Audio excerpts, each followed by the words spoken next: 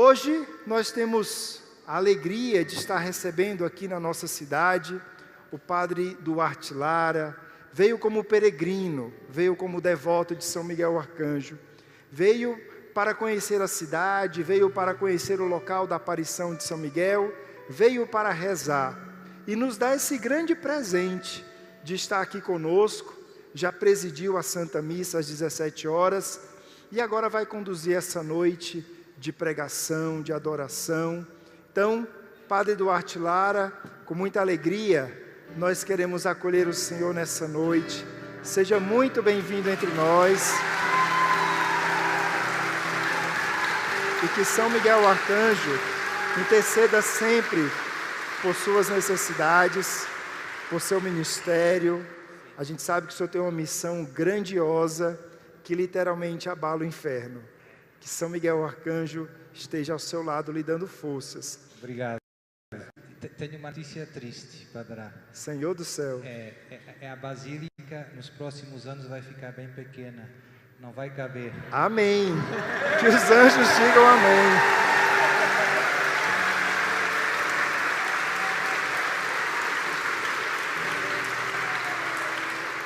Convido a todos a estender as mãos para o Padre Duarte Lara. E nessa Ave Maria, com toda a simplicidade, mas ao mesmo tempo com toda a profundidade desta oração, vamos pedir que Nossa Senhora esteja sempre ao lado dele, ela que é a mãe das vocações, a mãe dos sacerdotes, interceda por ele, por sua missão na igreja, por sua vida, e que ela possa revesti-lo da graça de Deus, para nessa noite ser instrumento do Senhor em nossas vidas. Ave Maria, cheia de graça, o Senhor é convosco. Bendita sois vós entre as mulheres, bendito é o fruto do vosso ventre, Jesus. Santa Maria, Mãe de Deus, rogai por nós, pecadores, agora e na hora de nossa morte. Amém. É com o Senhor. Obrigado, Padre Márcio. Então, podemos sentar? Oxi.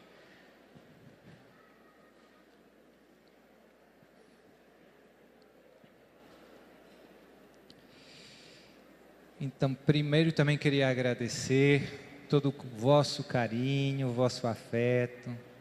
É bom estarmos juntos. É bom para mim estar com vocês. Agora pensei partilhar duas coisas que Jesus e Maria me têm colocado no coração, me têm pedido para partilhar com os irmãos.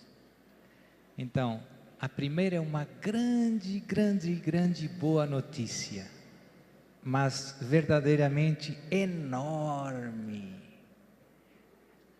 Não sei se aqui no Brasil diz daquela, é uma notícia daquelas que você fica de queixo caído, né? Como é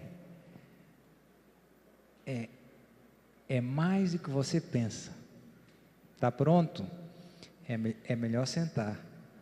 É melhor sentar. Jesus está voltando.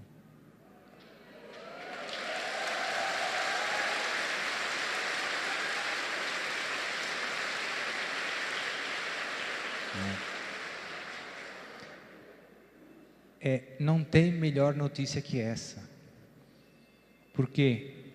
Porque o mundo está um desmantelo. E Deus, chegou a hora em que Deus já disse, agora chega.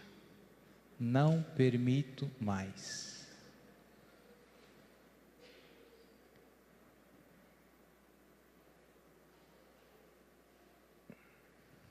Antes, muitos de vocês vão ter a graça de ver com estes olhos Jesus glorioso vir sobre as nuvens. E São Paulo diz na segunda carta aos Tessalonicenses que ele virá para aniquilar o anticristo com o sopro da sua boca. Então, Jesus vem para destruir o mal. Deus nos ama tanto que tolera o mal, mas tolera apenas até um certo ponto. Quando tem um ponto em que é demais. E, como eu digo, está próximo. O que significa próximo, Padre? Significa que muitos de nós vamos ver. Mas a Bíblia diz que ninguém sabe o dia e a hora. Verdade? Eu não sei o dia e a hora. Mas também é verdade que Jesus fala dos sinais que precedem a sua vinda. E diz: aprendei a parábola da figueira. Quando vocês veem que já estão chegando os frutos, significa que o verão está próximo. Ou seja, Jesus nos convida a estar atentos aos sinais dos tempos. E Padre, quais são esses sinais que nos mostram que a vinda de Jesus está próxima, que está às portas? São vários. No Evangelho de São Mateus, no Evangelho de São Lucas, temos os famosos discursos escatológicos, em que Jesus fala de quando virdes, fala desses tempos, mas não é só aí. Também Paulo, eu já citei, na carta aos Tessalonicenses, o Apocalipse, e alguns profetas do Antigo Testamento, Isaías, Joel é muito importante, Daniel. Então tem muito texto bíblico que fala do tema do dia de Javé, o dia em que Deus intervém na história para destruir o mal. Tem vários sinais que Jesus fala que são mais sociais.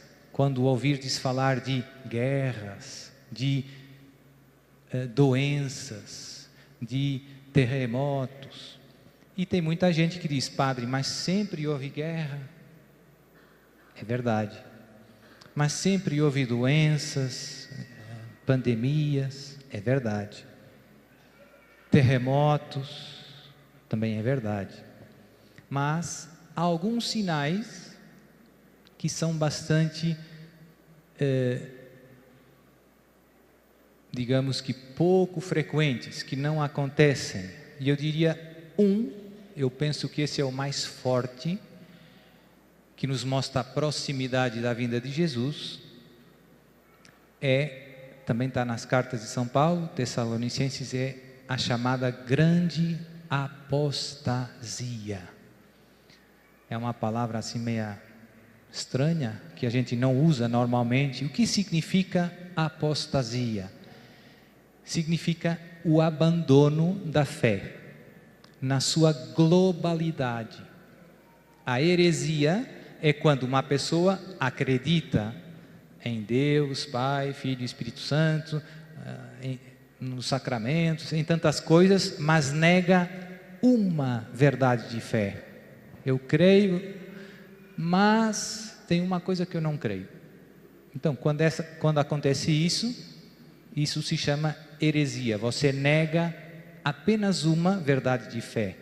Quando você rejeita tudo o que Deus revelou, tudo o que a igreja ensina, quando você pega, digamos assim, em toda a revelação de Deus e diz: eu não quero mais, eu vou colocar isso tudo no lixo, e isso se chama apostasia.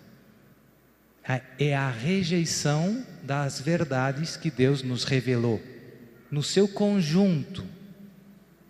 Não é a negação apenas de uma verdade, é o conjunto das verdades que eu não quero nada, não quero saber mais disso.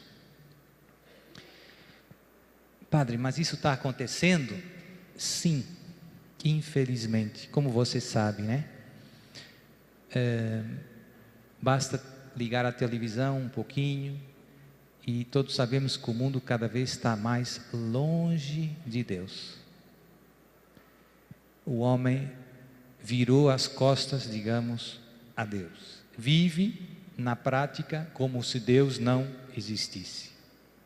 E isto é um fenômeno que quem gosta de estudar história, nunca aconteceu na história da humanidade como está acontecendo hoje.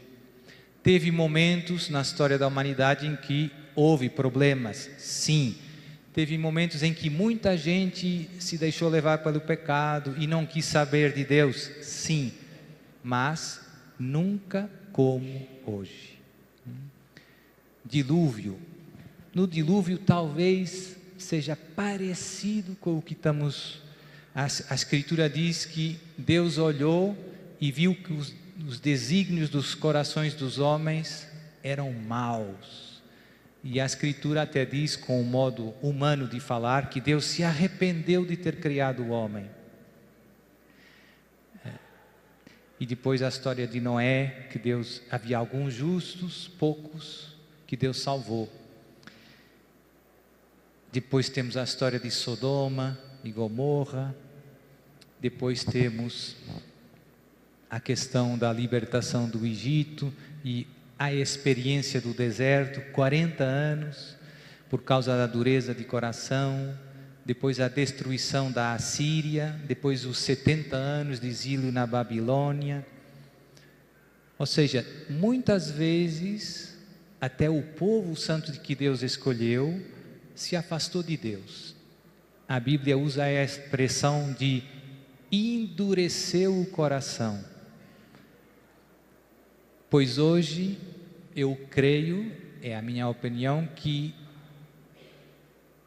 nunca como antes na história da humanidade tivemos este fenômeno num grau tão grande. Vou dar alguns exemplos práticos. Por exemplo, nunca tivemos tantos abortos como acontece hoje no planeta Terra. E o mais triste é que também outra coisa que nunca aconteceu na história da humanidade é, na cabeça de muitas pessoas, os filhos não são uma bênção, mas são uma maldição. Ou seja, os casais não querem ter filhos. Isso é uma coisa estranha, isso é uma coisa anormal. Isso é uma coisa que não acontece, ou que não acontecia. Hoje vivemos num mundo em que está tudo louco.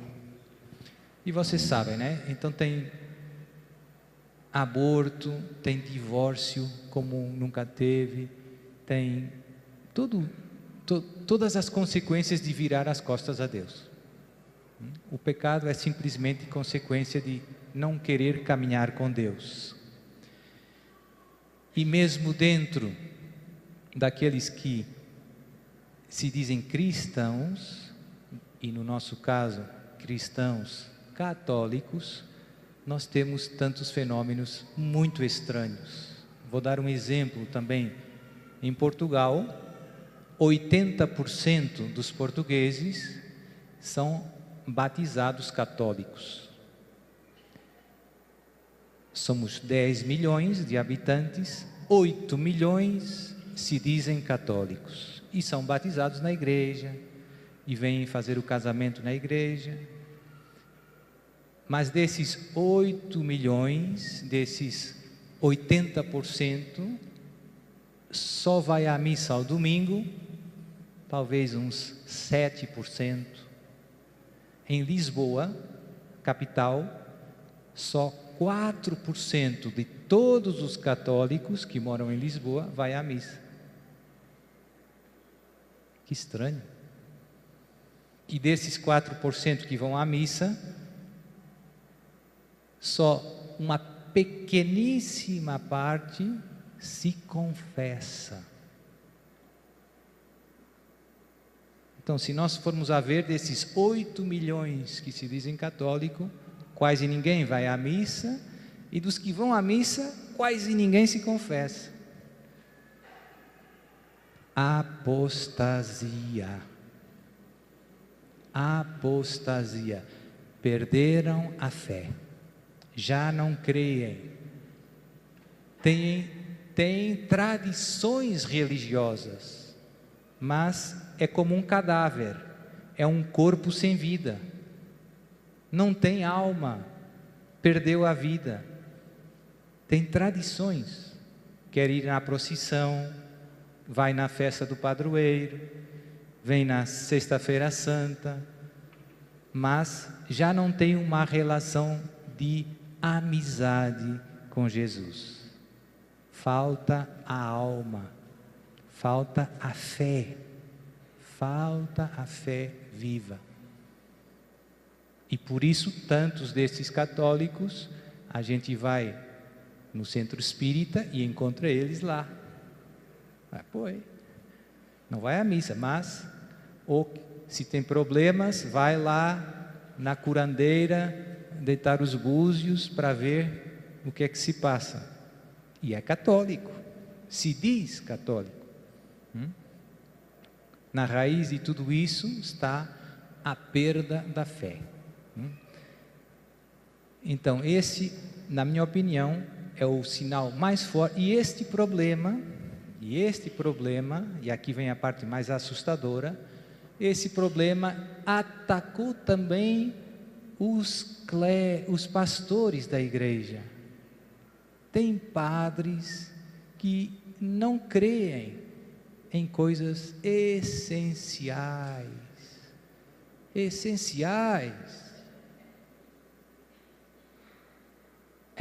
Na Austrália, um país, todo mundo sabe onde é a Austrália, fizeram um estudo há alguns anos atrás, aos sacerdotes católicos.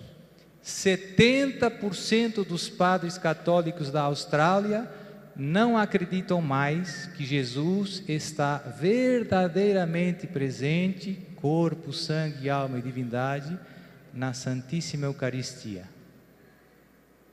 Não são os fiéis, são os padres. Não acredita mais.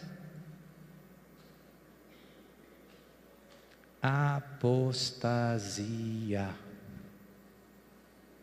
E tem também problemas com bispos e até cardeais, que fazem declarações públicas a dizer que o casamento entre duas pessoas do mesmo sexo não tem problema, se eles se amam. Temos que mudar o catecismo está muito antiquado, a igreja tem que se atualizar. Não é o povo falando, não são os ateus falando, são cardeais da Igreja Católica. Apostasia. Perderam a fé. Padre, e agora? E agora, Deus conta com o seu sim e com o meu sim para reconstruir, para renovar a Santa Igreja. São Francisco de Assis, no tempo dele, o alto clero e também muitos bispos no tempo de São Francisco tinham uma vida muito escandalosa. Pregavam com a boca o Evangelho, mas viviam de um modo contrário. E uma vez São Francisco de Assis estava rezando e ouviu a voz de Jesus. Estava rezando numa capela que estava ruindo, o telhado caiu, as pedras estavam caindo, tinha os muros, mas estava meia destruída. E ele estava rezando e ouviu a voz de Jesus. E o que Jesus disse a Francisco? Uma frase famosa, muitos de vocês conhecem: Francisco, vai e reconstrói a minha igreja, que como tu vês, está caindo em ruínas. Vai e reconstrói. Então hoje Jesus diz isso a você e a mim. Irmão e irmã, não se escandalize com os pecados dos outros cristãos, nem dos padres e nem dos bispos. Você não deve tirar os olhos de Jesus. Você não deve largar a palavra de Jesus. Você deve permanecer firme na fé. Firme na fé.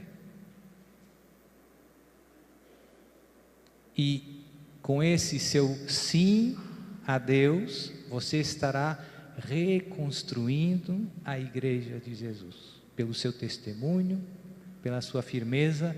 Não é preciso discutir com o padre. Não é preciso mandar cartas ao bispo. Mas é preciso um povo firme na fé e que seja generoso na oração e na penitência.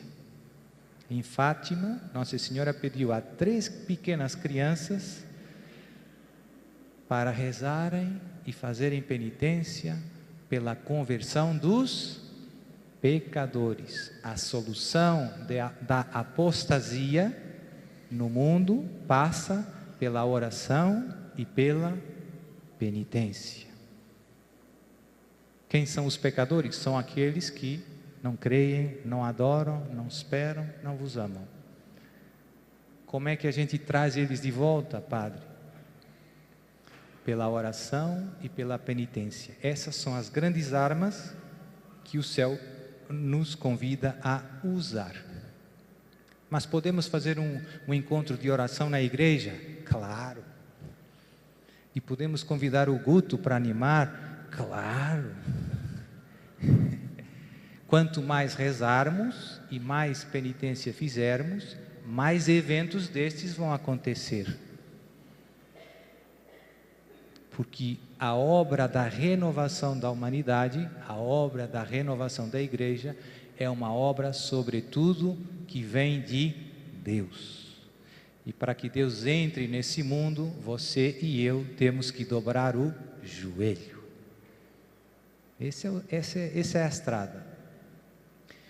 Então, eu creio, eu gosto muito, vocês, alguns já sabem também, de Nossa Senhora, São Miguel, e também outra das coisas que me ajuda a perceber que esses tempos são diferentes de outros tempos da história, são as aparições de Nossa Senhora.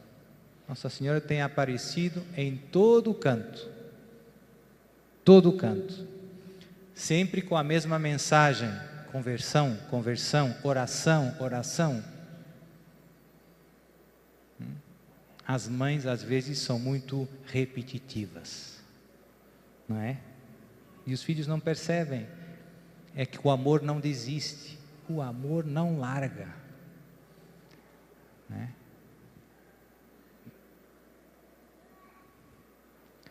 E por isso Nossa Senhora aparece aqui, ali, e sempre com essa mensagem de urgente, convite urgente à conversão, à mudança de vida, à oração, à reparação, à penitência, a permanecer firme na fé. Então, os tempos são maus, mas a boa notícia é: Deus não nos deixa sozinhos, manda a sua mãe, manda muitas ajudas, manda São Miguel. Lá no profeta Daniel, capítulo 12, o profeta Daniel profetiza sobre estes tempos que estamos vivendo e diz que será um tempo de grande angústia. E ele diz: como nunca houve, mas Deus suscitará Miguel para defender o seu povo, para defender aqueles que querem permanecer firmes na fé, que não querem virar as costas a Jesus, mesmo que o desmantelo à sua volta seja grande. É importante, eu gosto muito de lembrar isso, que você tem que também fazer algum estudo, tem que estudar, tem que se formar na fé.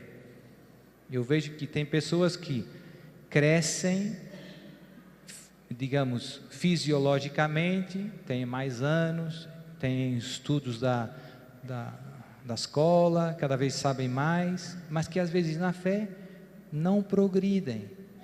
Tem a catequese da primeira comunhão e não... Então, duas coisas que eu peço aos meus irmãos com frequência: temos que estudar a palavra de Deus, conhecer as sagradas escrituras. A Bíblia não é só para abrir uma vez por semana e para ler uma frase por semana, não.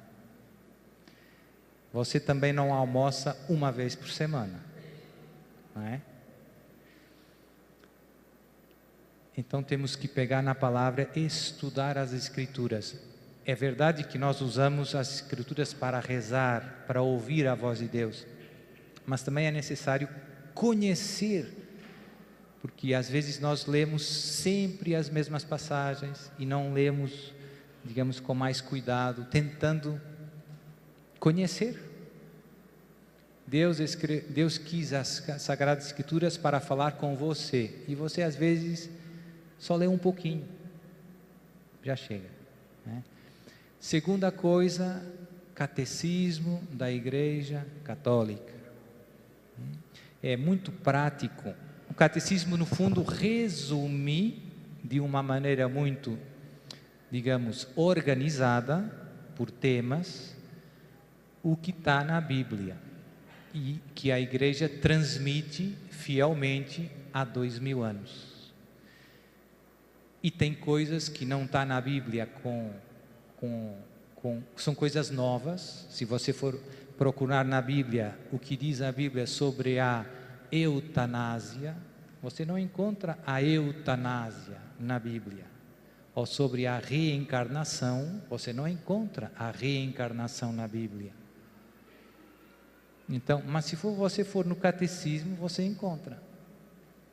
Fala lá sobre a eutanásia e diz que é mal, que é contra o 5º mandamento: não matarás. E sobre a reencarnação, o catecismo fala e diz que a reencarnação é um engano, que é uma mentira. A gente só morre uma vez, e por isso essa vida é tão importante, por isso as nossas escolhas são tão decisivas. E por isso na Ave Maria nós rezamos agora e na hora da nossa... Rogai por nós, Santa Mãe de Deus, agora e na hora da nossa... Porque só tem uma vida. Só tem uma vida. E depois da morte, acabou. Céu, purgatório ou inferno. Não tem outra solução. Então, é importante estudar o catecismo. É importante estudar as Sagradas Escrituras. Para quê? Para alimentar a fé, para conhecer a fé, para resistir aos erros que estão à nossa volta e que às vezes vêm, como eu dizia, infelizmente, até dos próprios pastores. Triste. Tem bispo que diz que o demônio não existe. Triste. Tem bispo que diz que o inferno não existe. Tem bispo que diz que Nossa Senhora não é virgem. São heresias. Mas para você não se deixar confundir, tem que conhecer as Escrituras e o catecismo. E rezar pelos bispos. Não vale a pena discutir com os bispos. Então, estudo. Sem estudo vai ser difícil perseverar na fé. O estudo chega, padre? Não, mas é necessário. Sem estudo você se vai confundir com facilidade. Segunda coisa, nós temos que rezar, rezar, rezar. Já falei um pouco na homilia. Não dá para viver sem respirar. Não dá para viver sem rezar. Rezar todos os dias. Nossa Senhora pede sobretudo o terço, ou em algumas aparições o rosário.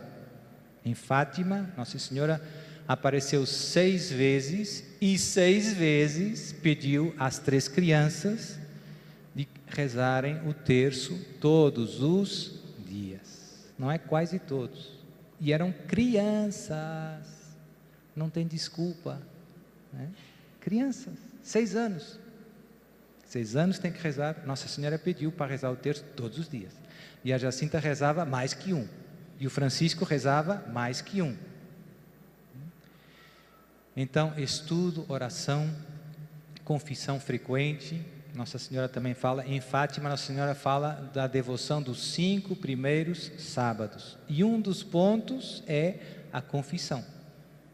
Então, Maria está prometendo que, a promessa é muito bonita, prometo a todos aqueles que durante 5 primeiros sábados se confessarem, comungarem, rezarem o terço e meditarem 15 minutos nos mistérios do Rosário, nos 15 mistérios, agora já são 20,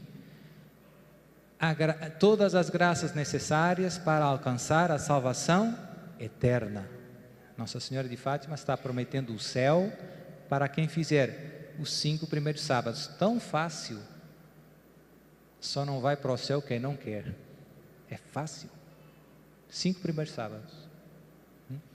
E isso inclui a confissão. Confissão uma vez por mês. Você toma banho, sim ou não? Que bom. Não se esqueça de lavar a sua alma. Ah, pois. A alma também precisa de tomar banho. Se chama confissão. E a alma se suja, padre? Se suja com o pecado. E depois a Eucaristia.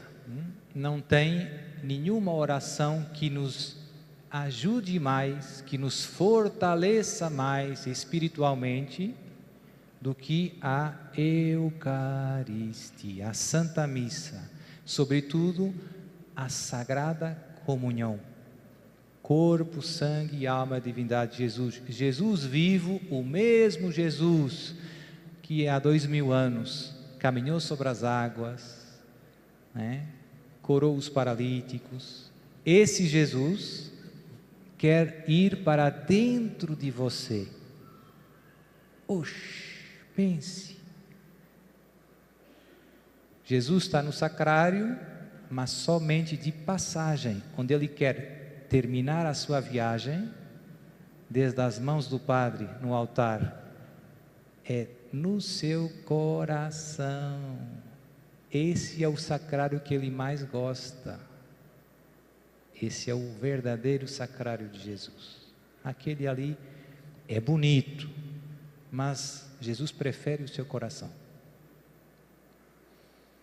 E para isso acontecer, você tem que vir na missa e receber bem a Sagrada Comunhão. Receber bem. Não se pode comungar em pecado mortal. Infelizmente tem modas, mais apostasia que a gente ouve. Pessoas que vivem juntas, que não estão casadas, vivem como se estivessem casadas e vêm fazer a comunhão. Não pode. Por quê? Porque é impossível entrar em comunhão com Jesus sem largar o pecado, sem me arrepender do pecado. Porque o pecado é exatamente aquilo que separa a nossa alma de Deus. O pecado separa a nossa alma de Deus. Se você não se arrepende, Deus não consegue entrar no seu coração de novo. Deus quer entrar, mas sem arrependimento não consegue entrar. O seu coração está fechado. É necessário o arrependimento. E no caso dos pecados graves, a igreja diz que ensina que é necessária a confissão sacramental antes da comunhão. Importante, porque senão eu cometo mais um pecado, que é receber indignamente o corpo de Jesus. Se chama esse pecado sacrilégio. São Paulo, na primeira carta aos Coríntios, afirma: aquele que come e bebe indignamente o corpo do Senhor será réu do corpo do Senhor. Então, cuidado, é muito sério. Não tem nada mais santo nessa terra que Jesus na Eucaristia. E às vezes nós fazemos tantos sacrifícios para conseguir coisas boas do mundo. Tem gente que trabalha para comprar a sua casa. Trabalha para trocar de carro. Trabalha para os filhos estudarem na escola. Isso é bom? Sim. Mas não está disposto a fazer um pequeno sacrifício para receber Jesus na Eucaristia. O que é que isso mostra? Mostra que falta fé e amor a Jesus. Não tem a graça maior que nós podemos receber nesta vida, aqui na terra, é fazer a Santa Comunhão. Lá nas minhas paróquias, eu sou um pouco brincalhão, né? Hoje aqui estou meio sério. Já tivemos o Guto, então eu digo, se você tivesse que escolher, né? Pergunta para você esta noite, entre ganhar a Mega Sena e ou vir à missa aqui do Padre Márcio e receber a Sagrada Comunhão, o que é que você escolhia? Oxente, padre.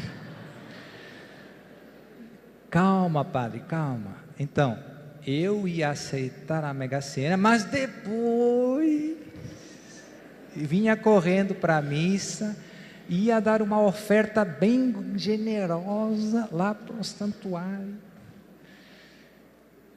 Pois é. Todos nós somos muito bons a justificar aquilo que nós mais queremos. E se você tivesse apenas uma chance, ou a Mega Sena, ou a comunhão, e depois não havia mais missas. Padre, problema, né? É bom às vezes fazer essas brincadeiras, porque nos ajudam a dar valor ao que tem mais valor. Às vezes Deus se dá a nós com tanta facilidade, às vezes nós estamos presentes nas coisas mais maravilhosas, e por ser tão fácil e por ser tão gratuito, nós não damos o justo valor.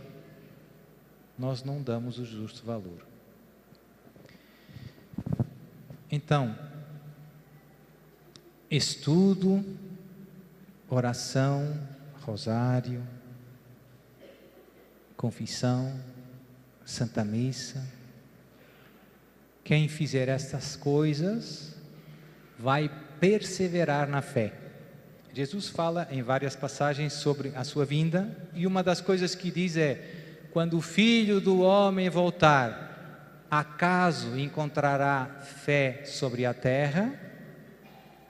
Por que é que Jesus faz essa pergunta? Porque esse vai ser o problema, meu irmão. Esse vai ser o problema. A fé vai sobrar, mas vai sobrar apenas num pequeno grupo, um pequeno resto, que vai ser perseguido.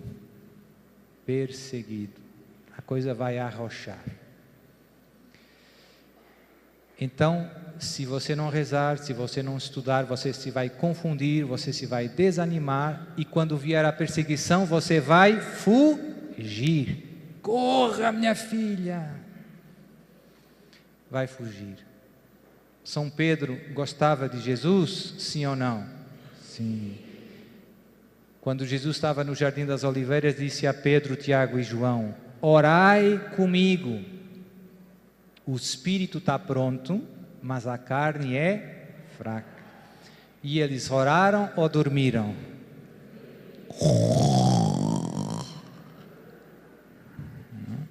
E depois chegaram os soldados, pegaram Jesus E Pedro fugiu.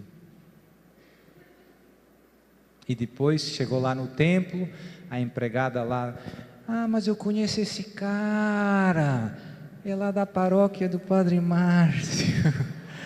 E ele, não conheço ninguém, não sei de quem falas. Por isso, somos muito fracos, somos muito inconstantes. E Jesus nos diz, o remédio para vencer a nossa fraqueza é a oração. Se você não rezar, vai fugir na hora da perseguição. Quando nós vemos a vida dos santos mártires, sempre é este o grande segredo, a sua grandíssima união a Deus. Porque rezavam, porque acreditavam, foram capazes de fazer coisas verdadeiramente heróicas, morrer por Jesus. E temos muitos relatos de mártires que morrem alegres. Abraçam o martírio com alegria. O amor é tão grande que se alegram por poder morrer por Jesus. Vai vir a perseguição, vai sobrar um pequeno resto, que vai perseverar na fé, que vai voltar às catacumbas. Vai chegar um momento em que já não vai dar para vir nas igrejas. Vai chegar um momento em que vão haver grandes perseguições. Vai ser difícil. Vai ser difícil, e eu também ensino muitas vezes, e também vai haver muitas perseguições da parte do Estado. Perseguições legais, que já acontecem. Hoje, cada vez mais, por exemplo, os pais já não podem educar os filhos segundo os seus valores. O Estado é que está dizendo, não, eu é que sei o que é bom para as crianças. Ideologia de gênero. Então, nos manuais escolares e nas orientações para as escolas, obrigam, contra a vontade dos pais, a ensinar às crianças que menino não é menino, é o que ele quiser, né? É isso que está acontecendo, e isso se vai agravar, e vai chegar um momento em que seguir Jesus e estar no sistema não vai ser compatível.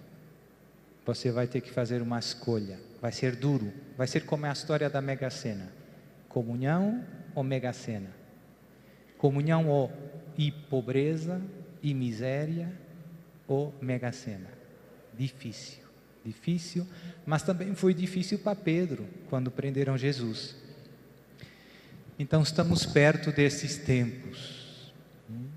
Depois virá um grande caos para o mundo, que já estamos começando a viver. Já tem guerra na Europa, tem um perigo de uma guerra atômica. Não é uma utopia, é um perigo real.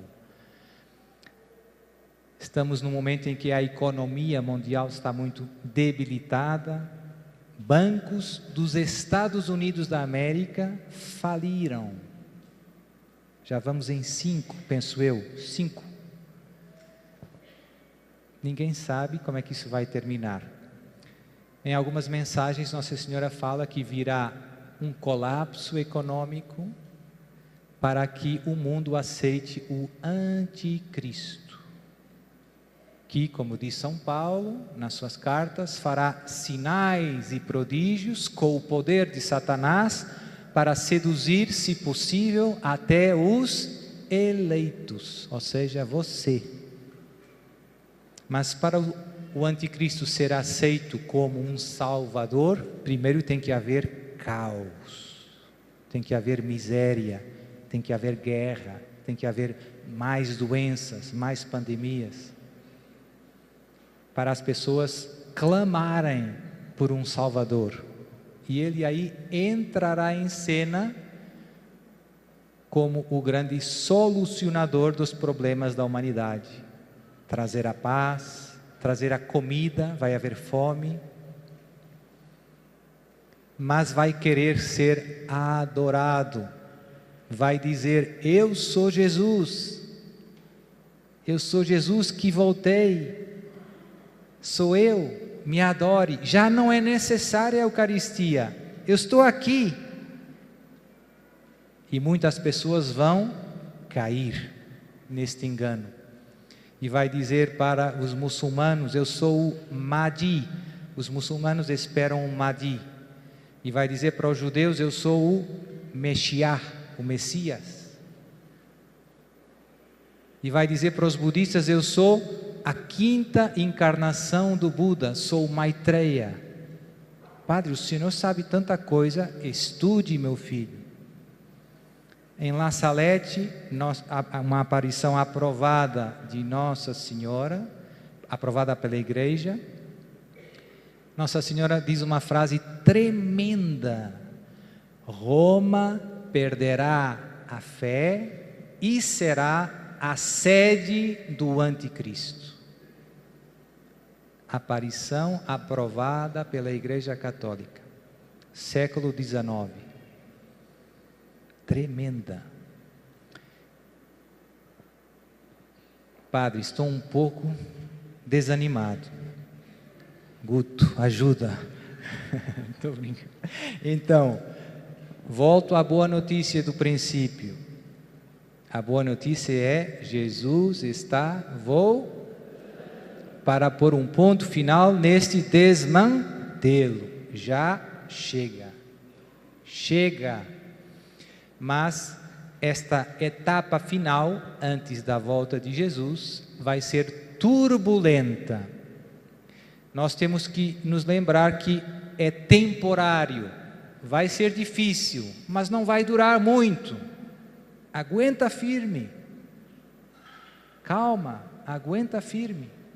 Jesus usa a imagem da mulher que está para dar à luz. Se misturam os sentimentos, a alegria de ver um filho chegar, mas as dores de parto. Dizem que é difícil, que as dores de parto não é fácil, né? Eu acredito, né? Como é óbvio, não tenho escolha, né? Então Jesus usa essa imagem.